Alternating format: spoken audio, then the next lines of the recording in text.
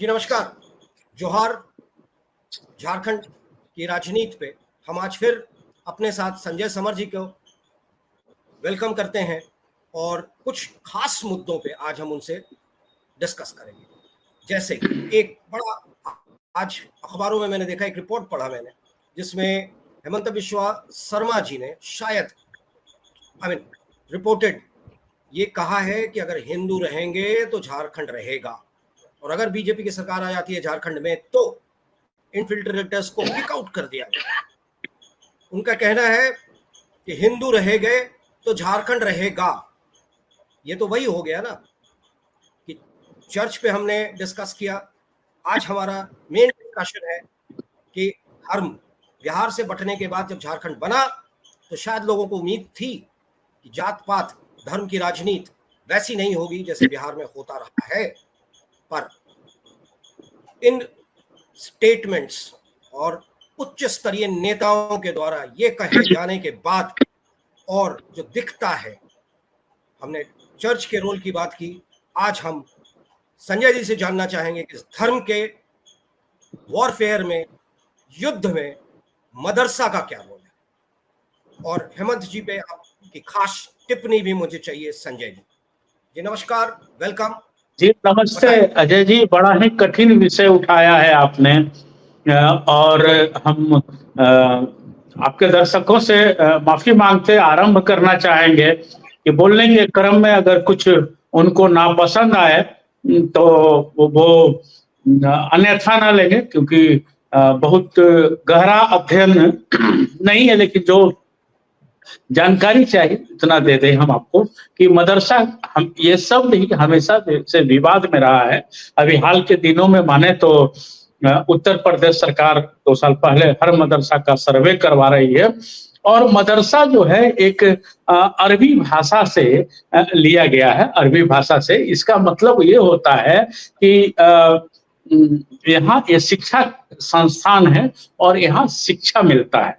और जैसा कि बताया जा रहा है हर तरह के मदरसे हैं, मदरसे में महिलाओं का प्रवेश वर्जित होता है, महिलाओं के लिए एक अलग से मदरसा बनाया गया है। जैसा कि किताब में या जो लोग बताते हैं उसी हिसाब से मैं बता रहा हूँ कि महिलाओं का प्रवेश वर्जित बताया जाता है। तीसरी बात है जी, हम सबसे अहम बात बता दें कि 18वीं सदी में इसे सिर्फ इस्लामिक शिक्षा के लिए देने के लिए इसका गठन किया गया था। वैसे भी किसी भी संस्थान का उद्देश्य अच्छा ही होता है, अगर वो संस्थान अपने उद्देश्य से भटक जाए तो इस पर कोई कुछ कह नहीं सकता है। लेकिन ये मदरसा पूरे विश्व में ये सब पर ही लोग विवाद खड़ा किए हैं।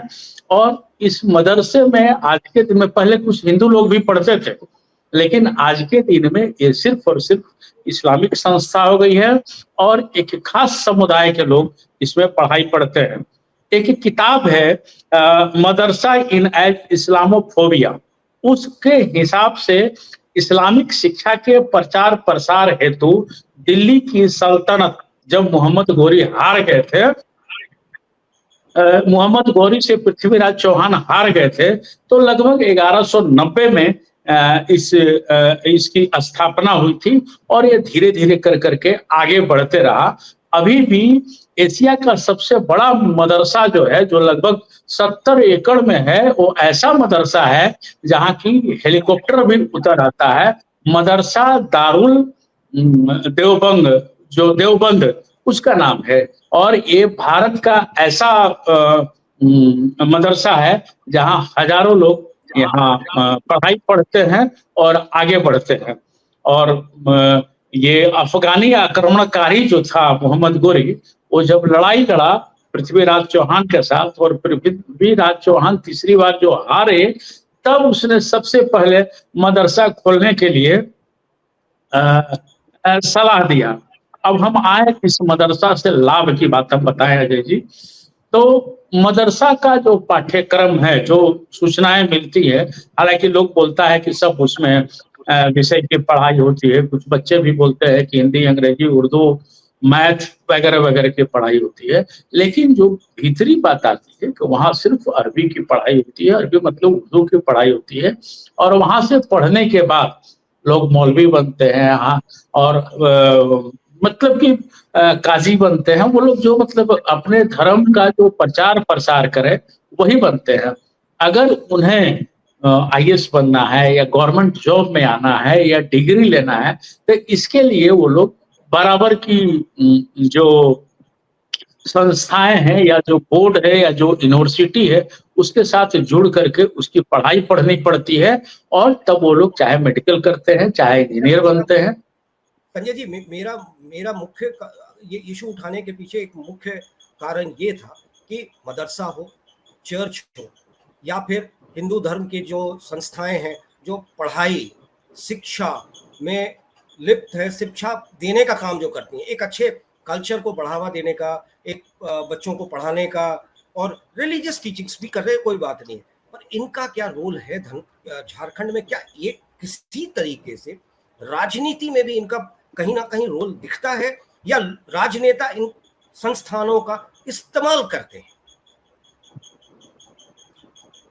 अजय जी, अभी हमने कहा कि किसी भी शिक्षा संस्थान या किसी संस्थान का उद्देश्य जो होता है वो अच्छे के लिए ही होता है। ऐसा ऐसा नहीं कि वो उद्देश्य इधर उधर के लिए होता है। हर संगठन का की स्थापना होती है अच्छे कार्यों के लिए होता है। मदरसा की शिक्षा 1190 में भी हुई थी, तो खास समुदाय के विकास के लिए ऊपर था। अभी हमने कहा कि दिल्ली सल्तनत को लेकर के इसको स्थापना की गई थी, और सबसे पहला अजमेर में स्थापना हुआ था मदरसा का, जो बात कर रहे हैं। लेकिन हाल के दिनों में हम देखें तो जो लोगों के दिमाग में भर गया है या जो लोगों के विचार में भर गया है कि भाई पाकिस्तान के या कहीं भी जो मदरसा है वहाँ सिर्फ और सिर्फ जो पढ़ाई हो रही है वो पढ़ाई आतंकी पढ़ाई होती है, और वो इंसान के अच्छे कार्यक्रमों के विरुद्ध पढ़ाई होती है। ऐसा लोगों ने जो धारणाएं बना रखी हैं ये है। लेकिन वहां से बच्चे पढ़ते हैं, वहां से बच्चे पढ़ करके निकलते हैं और अच्छे काम में भी लगते हैं। कई ऐसे डॉक्टर हैं, इंजीनियर हैं, आईएएस हैं जिनकी प्राथमिक शिक्षा मदरसा से हुई है अजय जी। उसके बाद वो आगे बढ़े हैं। अपने देश भारतवर्ष में 5 बड़े महत्वपूर्ण मदरसे हैं जो गुजरात में है। जामिया इस्लामिया डाभेल में जो स्थित है, दारुल बोल करके है वो उत्तर प्रदेश में है, सहारनपुर में है। तो ऐसे ऐसे कर करके अच्छे अच्छे मदरसे भी हैं। लेकिन अभी मदरसा को लेकर के विवाद है। माफ करेंगे, जैसा कि आपका सवाल है संजय जी, एक चीज क्लियर कर, जैसा आपका सवाल है उसी सवाल में आ रहा हूँ अजय जी कि राजनेता कितना उपयोग करते हैं इस मदरसा का, आप जो कर रहे हैं। तो भारत एक धर्मनिरपेक्ष देश है अजय जी, और धर्म निरपेक्षता ही इसके विश्व में पहचान है। लेकिन हाल के दिनों में जो स्थितियां बन पड़ी हैं वो तो सब अवगत है। हिंदू मुस्लिम ईसाई इस तरह से बांटे चल रहे हैं। हालांकि दूसरी ओर देखें तो मान लीजिए कि अंदर खाने की जो बात आती है कि हाँ भाई ये हिंदू मुस्लिम चल रहा है, ये चल रहा है। मुसलमानों को लोगों ने वोट देने का एक अपना हथियार बना रखा था लोगों ने, चाहे जिस पार्टी की बात करें। और वो लोग भी यही सोचते थे कि आखिर सुलेमान जी जाए किधर, आखिर वकील अहमद जी जाए किधर, आखिर फिरोज खान जाए किधर।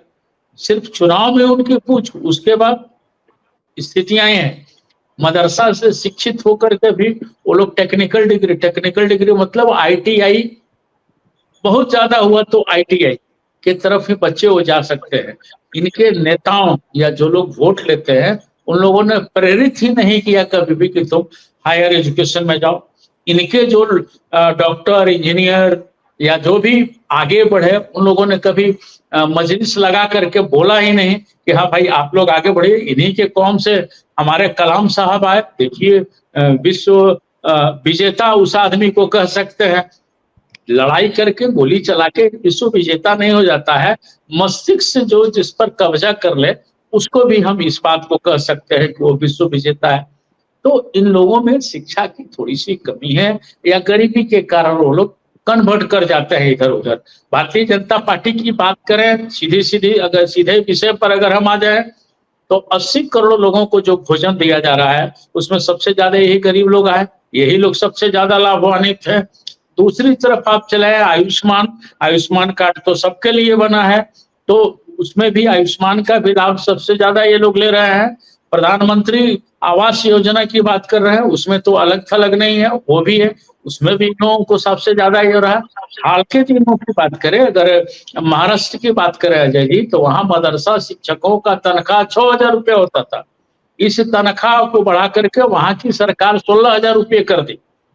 तो राजनीतिक बातें और राजनीतिक बयानबाजी लोग करते रहते हैं, लेकिन जो सरकार की कुर्सी पर बैठा हुआ है वो अपना निर्णय सर्वधर्म संपन्न अल्लाह ईश्वर तेरो नाम, इस पर वो लोग काम करते हैं, क्योंकि वो लोग कसम भी वही खाते हैं जो अपने संविधान का नियम है उसके तहत वो लोग कसम खाते हैं, उस हिसाब से काम करते हैं। राजनीतिक लाभ तो जरूर मिलता है, इसमें कोई शक नहीं, चाहे जो संस्था का को उठा लीजिए तो वो इसका लाभ लेता है, ऐसा हम नहीं कहेंगे। और जो सूचनाएं हैं कि जहां जहां मस्जिद है उसी से सटे ज्यादातर मदरसा भी होते हैं, तो वहां जो पढ़ाई होती है, राजनीतिक बयानबाजी देख ही रहे हैं, चाहे असम के मुख्यमंत्री हेमंत बिस्व शर्मा करें और चाहे ओवैसी करें, वो लोग जो बोलते हैं वो पब्लिक देख रही है, पब्लिक चीजों को समझ रही है, उनका निर्णय लेने का है। अब हमने आयुष्मान पर बात की, प्रधानमंत्री आवास योजना पर बात की, 80 करोड़ जनता को खिलाने की बात की, मदरसा शिक्षकों की बात की, ये बताने के लिए, तमाम लोगों को बताने के लिए कि राजनीतिक बातें अलग होती है और जमीन कुछ और होता है। तो हम लोग जमीन को देखें, कौवे को देखें, नहीं देखे कौवे को नहीं देखे, अपने कान को देखे, इस पर ख्याल कर करके हम लोग आगे बढ़े। मेरा कहने का मतलब ये है कि ये एक न्यूट्रल डिसीजन होता है और ये सरकार भी कर रही है। भाषण चाहे जो देवे, भाषण की बात जो देवे, चाहे अजित माफ करेंगे आदित्यनाथ जोगी भाषण देवे, हेमंत बिस्व शर्मा भाषण देवे, या फिर जो लोग भी भाषण देता है, हम ये नहीं कहेंगे, चाहे ओवैसी जी दे, ओवैसी जी के भी भाषण बड़े ही कास्ट वाले होते हैं, जो नहीं होना चाहिए। क्योंकि जब आप चुनाव जीत गए तो उस क्षेत्र को आप रिप्रेजेंट कर रहे हैं जहां ये चारों धर्म के लोग हैं, आप उनके नेता हैं, न कि एक धर्म के नेता है, एक कौम के नेता है। जैसे प्रधानमंत्री पद पर बैठ गए तो वो सर्वधर्म के हो गए, वो भारत के प्रधानमंत्री हो गए। वोट जिसने आपको दिया उसके भी आप प्रधानमंत्री हैं, और जो नहीं दिया उसके भी है। ओवैसी जी भी जहां से जीते उनके साथ भी यही है, वो उस क्षेत्र के नेता हो गए, उस क्षेत्र के अभिभावक हो गए, उस क्षेत्र के गार्जियन हो गए। तो सब लोगों को संयम से अपने शब्दों का प्रयोग करना चाहिए, और लड़ाने भिड़ाने वाली स्थिति में मेरी कोई बात नहीं होती है। आपने उस दिन ईसाइयत पर भी पूछा था अजय जी, तो पत्रकार धर्म का पालन करते हुए आप हो या हम हो, न्यूट्रल बातें हमने की। उसमें हमने देखा भी कि बहुत सारे मित्रों ने हम लोगों के डिस्कशन को सराहा भी है, और कुछ लोग जो आधा सुने हैं उन लोगों ने अपनी प्रतिक्रिया भी दी है। तो इसमें यही है कि सबसे पहले हम लोग राष्ट्र देखें, समाज देखें, राज्य देखें, परिवार देखें, उसके बाद हम लोग बात करें। मदरसा विवाद में जरूर आया है, इसमें हम सहमत हैं और बोलेंगे भी। इसके पीछे कारण है कि कई ऐसी घटनाएं घटी जिसमें वो मदरसा जुड़ा, कहीं ना कोई तो गलती एक करता है चाहे जो हो, और पनिशमेंट कहे या बदनाम सारे हो जाते हैं। यही हाल है अजय जी जो हमारे समझ में आ रहा है। और आप हमसे जुड़े रहने के लिए सब्सक्राइब करें YouTube पर, फॉलो करें Twitter पर और लाइक करें Facebook पर। और ज्यादा जानकारी के लिए आपको टाइप करना होगा सिर्फ न्यूज़ नशा।